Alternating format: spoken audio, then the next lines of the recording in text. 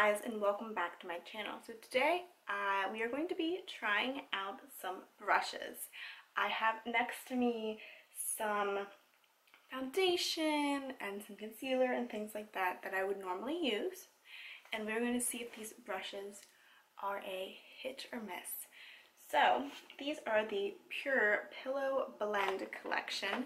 Now I saw these at Ulta and I was drawn to them because they feel cool. They had them set out and I just couldn't stop kind of touching them. They feel cool. I didn't really like the Scylla sponges, so I'm a little nervous trying them, but I was reading online. Some people really liked them, some people didn't like them, but the people that didn't like them kind of said they would be good for maybe like lotion and stuff like that, serums. So I thought if they don't put foundation on really well, maybe they'd be good for that. So they're pretty much supposed to be really easy to clean and you know, helps, well, it says designed to take your application of concealers, contours, creams, moisturizers, and foundations to the next level. The oil-resistant silicone applicators allow you to smooth on liquid or cream products flawlessly while using less makeup. Cleanup is quick and easy. So, easy to clean, use less products. Here they are again. Now, what's cool about them, let me get this one. First of all, they're really squishy and they feel a little bit softer than the Scylla sponges in my opinion, and they also, I don't know if the camera is going to pick it up, but they have kind of a fingerprint texture. So, well, it's little, yeah, it's like little tiny circles just going around, which is a little bit similar to a fingerprint, so it might help you, I don't know, it could help. We're going to see if it helps. So there are 4 brushes in the collection. You have 2 bigger ones and 2 smaller ones. This would probably be good for foundation, contour, maybe under the eye, and then for, I don't know, blush or contour. These could probably be used for either blush or contour. We will see. So they're really squishy and I really like how they feel. So, you know, if they don't work for anything, at least I'll have like a little bit of stress relief going on.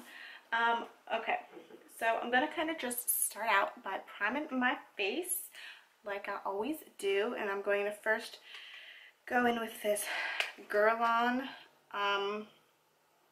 Lure Primer, and it's running out, just a little one. Oh, it shot out across onto my wall. Okay, put my hand. My bad, making a mess. Okay, just gonna rub that on my face. Alright, so I'm gonna start out by taking the second biggest brush and putting some of this Tarte Clean Slate Poreless Primer onto it and smoothing it onto my face to see how it feels. So I have some, I don't know if you can see that on the brush. Let me grab it in my mirror and let's see how it applies it. Well, so far it's doing a good job. It feels smooth. Ready for the next step. So I've really been loving this Lorac Perfecting Complexion Pen, and I've kind of been just using it as concealer. So I just kind of take it where I need it. But then I'm going to use, I guess, this same one with the primer. Let's see how it,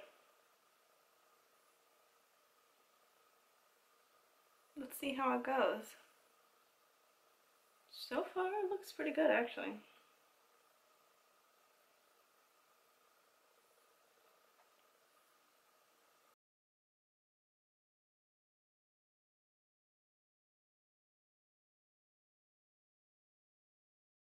It's hard to get like right on your nose with this big one. All right, so that is all blended in.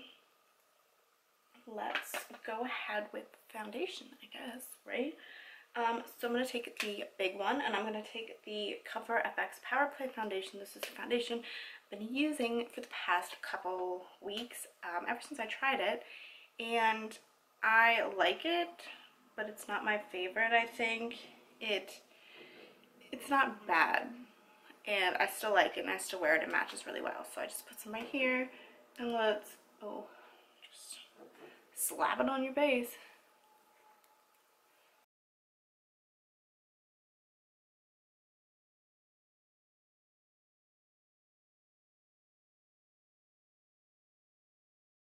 Alright, well this side's good. Be careful. I should have... It really, really does extend the product because it doesn't have anything to soak into. So this side has a lot of foundation on it. Oops, oops, oops. Alright, let me get my forehead. So the problem I'm having with this brush is it's big. So that translates into hard getting into small places, kind of hard doing your nose. Let's switch over to this small brush and see if we can fix that. Oh yeah,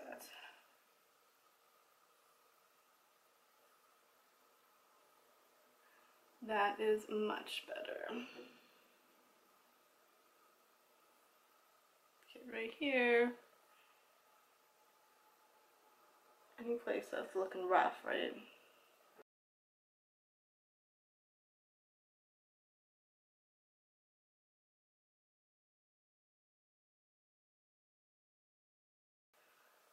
I think we have it mostly patted in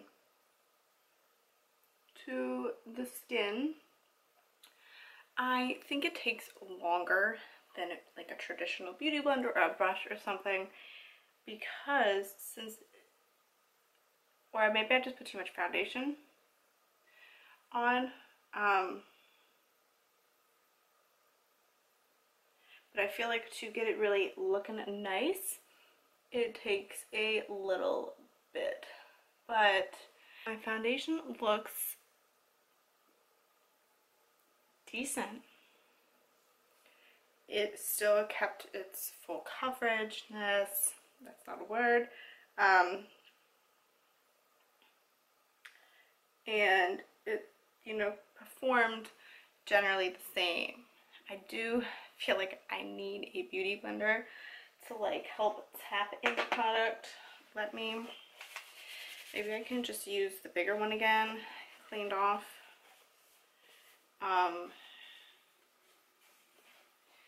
And see what we can do. Because some of the spots do look a little bit rough, but it's not, although it's not awful. Alright, I think that's pretty good. Next thing I'm going to go in with is a little bit of concealer. And this is the ColourPop concealer. And I've really, really been liking it lately. I know it's a little bit dark for under my eyes, but I really think it works good. I'm going to use this tiny one for this.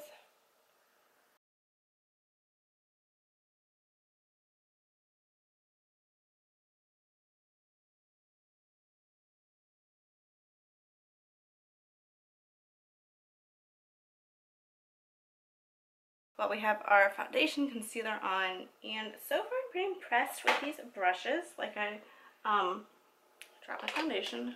I didn't like the Stila sponges at all. I have two still, and I will grab them sometimes if I want to put some green concealer somewhere, because I'm not dyeing my beauty blender or something, so I don't know.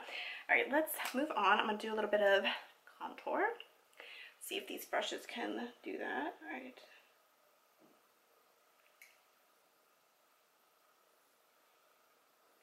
put a little bit on the forehead. I don't contour my forehead that much. I guess let's use this second to smallest one. I haven't used this one yet.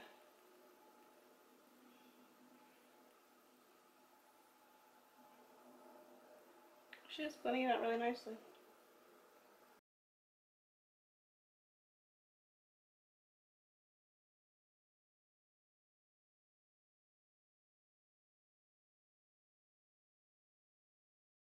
Alright, so the last thing I have to try is a little bit of liquid blush. A little bit on the brush. And we are going to see how it performs. This is the second to biggest one.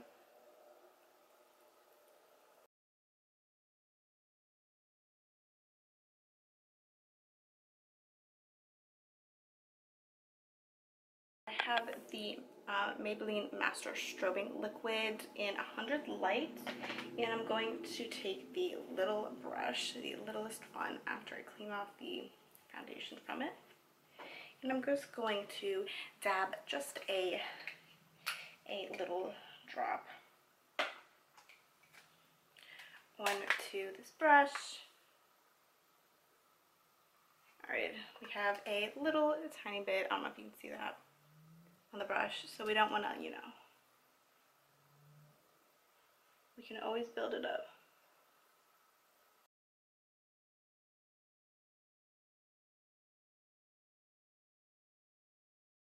We have blush, highlight, concealer, foundation, and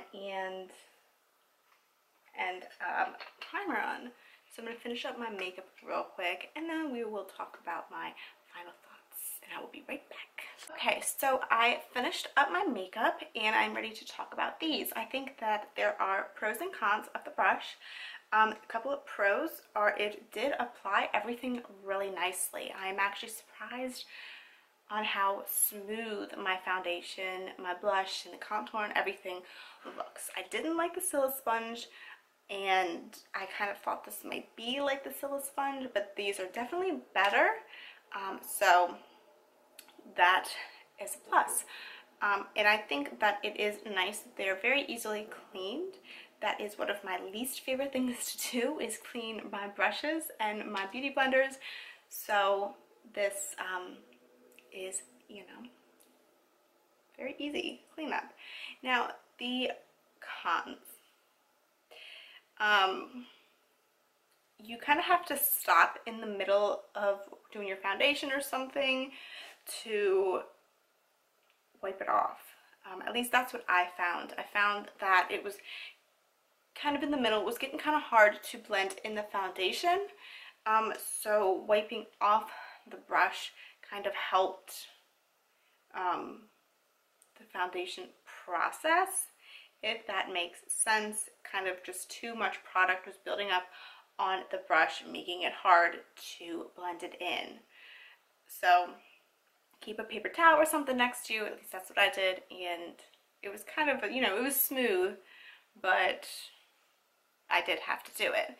The next con is that when I noticed when I was patting on the highlighter with this little tiny brush here, I noticed a little bit of foundation come off onto the brush as I was patting it in. So it did remove it a little bit, but it didn't remove it so much that you can notice it. I don't see any patches of foundation missing, but I did see a little bit on here.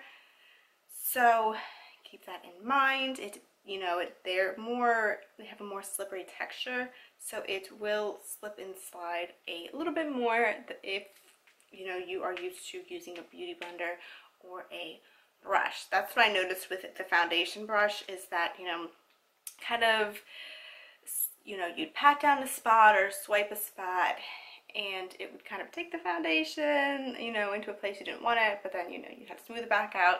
It takes a little bit of finessing, and I think that's my third point, is that it took a little bit longer to do everything that it normally does, but I think the more you used the brushes, the more used to you'd be, and it would go a little bit faster. This is the first time I've used it, so of course I was trying to like figure out which way to go and all that stuff, but it takes a little bit longer.